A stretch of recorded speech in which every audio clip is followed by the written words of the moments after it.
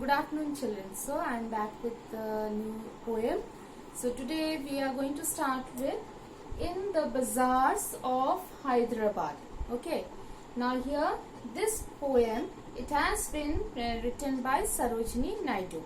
So now you must have got a clear picture when I say bazaars, isn't it? That's a typical Indian word that we are talking about. Now bazaars means in English when I say it's the marketplace. And you know what happens in a bazaar? So when I say bazaar, that means we are talking about the bazaars of India, the local markets of India. So that means in Bhopal itself you have the local market, that is the Piplani market, you have the Bazaar Day. Even you have in Barkhera, Govindpura. So these bazaars, I think that all of you must have visited these bazaars. And you must have observed the situation there, what goes on over there.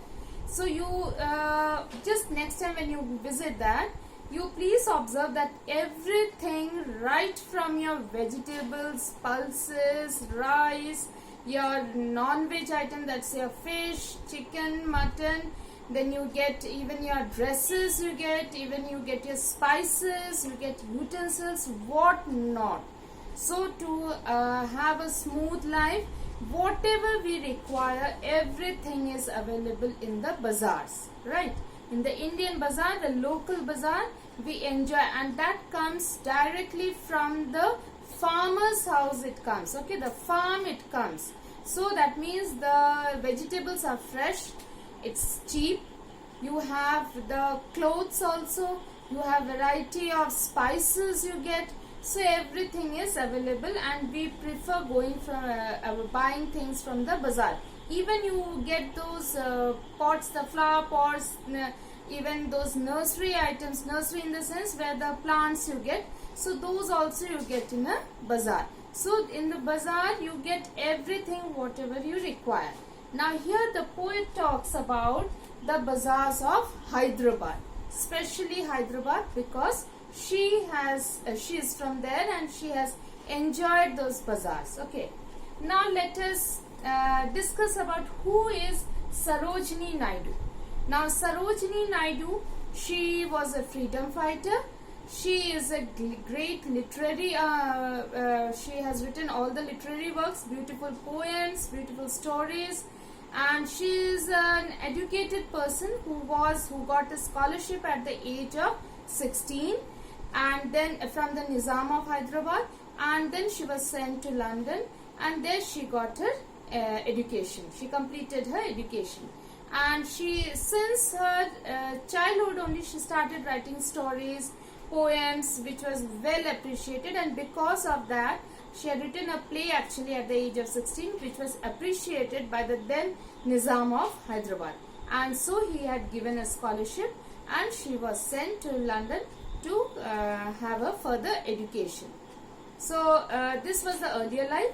Then she got married at the young age of 19, and then after her marriage she had her children. She continued writing her poems, her other literary work she continued, and then she decided to join the Indian politics.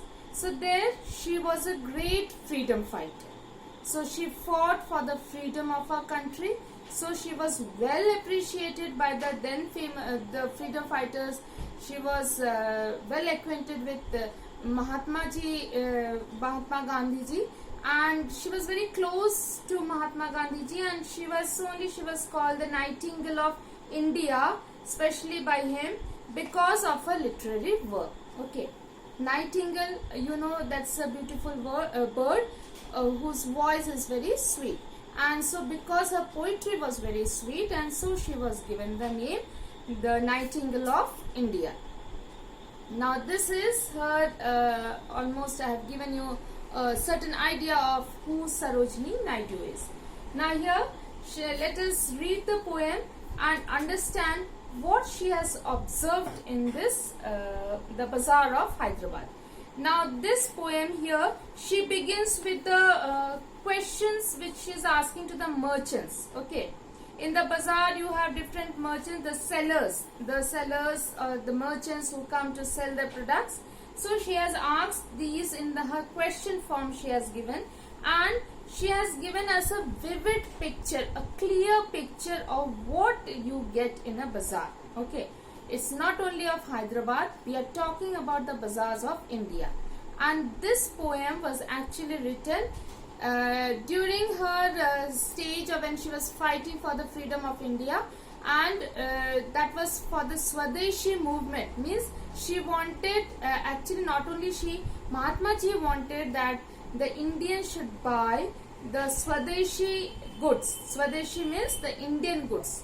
No one should buy the foreign goods, especially the clothes which were coming from England. So that Mahatma Ji did not want anyone should buy. Mahatma Ji said that whatever we have, whatever we produce in our country, we should use those instead of encouraging the foreign goods. So that means when we are encouraging the foreign goods, those foreign goods are entering our country and they are getting the benefit. So why not give the benefit to our local people, to our farmers who are working so hard? So in wake of that, she had given, during the wake of Swadeshi movement, she had written this poem. And this poem actually invokes in us that we should all be self-dependent. We should not depend on any other country. When we have the products, we have the raw materials, so why not use our own goods? So in wake of that, she had written this poem.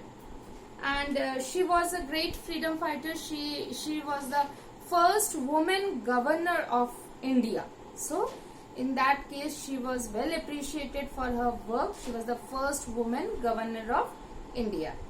Now let us start with the poem.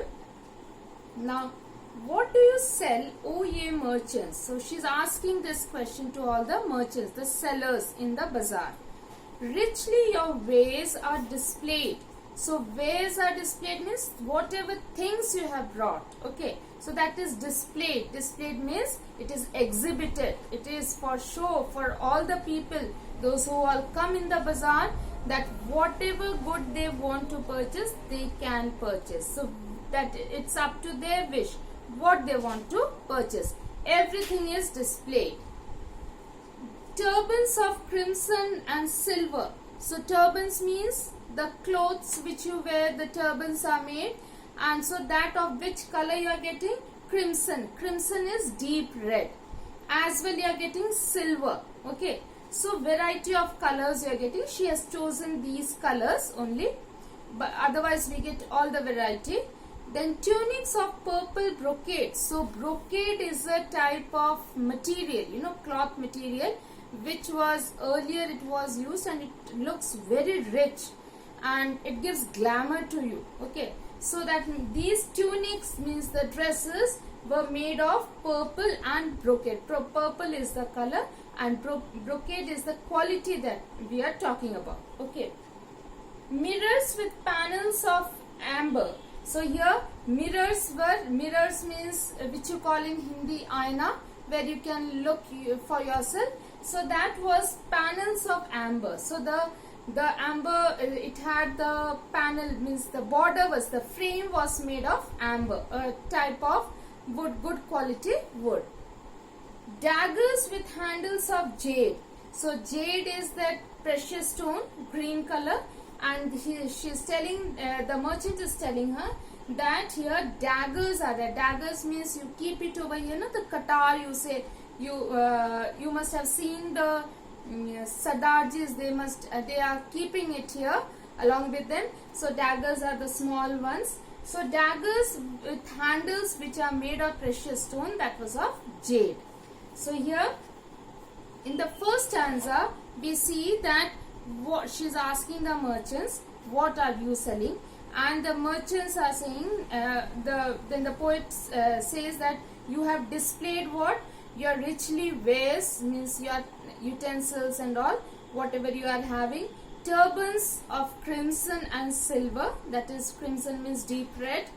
Then tunics which wear the dress of purple color, and the quality is, the material is brocade, which is a very rich quality. Then mirrors with the panels with a frame of amber, that's also very costly, it looks beautiful. Then daggers with handles of jade, so the daggers handles are of the precious stone that is used is jade, and that is green in color. Okay, so now let us go with the second stanza. What do you weigh, O ye vendors? So you vendors means the sellers, those who are selling over there. What are you weighing in your weighing machine? That is what she is asking. So then they say saffron and lentil and rice. So they are selling saffron. Saffron is that kesar you say. So that's very costly, expensive. That is also sold over here. Then lentil, those rice, the legumes, lentils are the pulses, the legumes, those are called as the lentil. Then rice is also sold, so variety of rice, variety of your lentils, those are sold over here. What do you grind? Grind means kya koot rahe ho? She is asking you, kya koot rahe ho? Kootna, that is grinding, okay. So what do you grind, O ye maidens? So maidens means those young girls. She's asking those. What are you doing? What are you grinding? Kya koot rahe ho? She's asking them. Sandalwood, henna and spice. So here what all things are being grinded? Sandalwood. That's a very precious wood, and it is used for our gods festival. During our puja ceremonies we all use that sandalwood. Then henna is used for color, you know it, whether it's palm or whether it's your coloring on your hair. And spice means the masala, isn't it?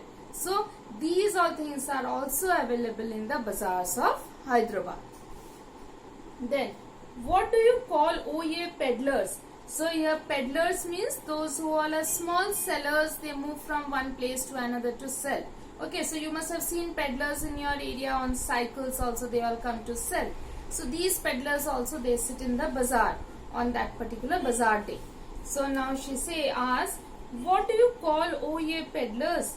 Chessmen and ivory dice. So here chessmen, even those chess items are also sold over here. Then ivory, for the chess, you know that ivory dice is sold. Dice means you are playing with the dice. Usme all the numbers are there from 0 to 6. All the numbers are there. So that is a dice, and that dice is made of ivory. Ivory we get from the tusk of the elephant, that elephant's teeth, we get that. So that ivory, and that's quite costly. Okay, so that is also available in this bazaar. Okay, then now here third stanza. What do you make, O ye goldsmiths? So here what do you make, the goldsmiths, what are you making? Okay, wristlet and anklet and ring. Now what do you mean by wristlet? This is your wrist, okay, this is your wrist. So what you wear here, that is known as wristlet. Ankle is at the foot, you are having that ankle, like we say, no, ankle length skirt I have worn, ankle length dress I have worn. So that in the ankle you wear the pile, you wear it, so that is your anklet, okay, or the girdles you wear in the ankle. So that is also sold over here. So wristlet, so who is selling this? The goldsmith is selling wristlet, anklet and rings. Now rings can be your finger rings, your toe rings, your nose rings, your earrings. So variety of rings you are getting over here, and these are sold by the goldsmith. So that means when a goldsmith sells this, those are either he sells of gold, silver, bronze or any other metal. So that means it's quite costly. So that is also found over here. So these are also sold in this bazaar. Bells for the feet of blue pigeons. So the blue pigeons, the decorative pigeons are there. So many people catch those pigeons and have them in their cage. Okay, that is for the sort of they all enjoy having such type of pet. Now in their feet some tie those rings, okay, the bells they tie, so that whenever the birds are moving, the bells will ring, and the bells are very light, it's not heavy, okay. So they will ring, and that is very soothing to our ears. So bells for the feet of blue pigeons. So these blue pigeons are also very rare to find, but they look very pretty. Frail as dragon's flies wings. Okay. Now these bells, how are they? They are frail. That means thin. As a dragonfly's wings. Dragonfly, what we call, that titli we call as dragonfly. Okay. So you must have seen a titli is very light, and just like her wings only, as light as her wings, these bells are. Okay. Then girdles of gold for dancers. Now the dancers wear girdles over here. You must have seen in Bharatnatyam, Odissi dance, they all wear the belt. Okay. Now these belts are of gold because the dancers are using even gold, silver with precious stones over there. Some, those who are very they can afford, they buy those gold and silver, and those who cannot afford, they buy the simple ones with the beads over there, which looks very decorative and very beautiful. So these are also found in the Bazaar of Hyderabad. So girdles of gold for dancers, scabbards of gold for the king. Now here scabbards means the cover of the sword. Okay, so that is also made of gold, and that is for whom the kings will only purchase, because the Nizam is almost like a king he is of Hyderabad, so he can purchase those. So these scabbards were made of gold for the king. Okay children, so today I am stopping over here. I want you all to recite the poem aloud at home. Please go through every line, every word. If any doubt, you can get it clear. Thank you. Have a good day.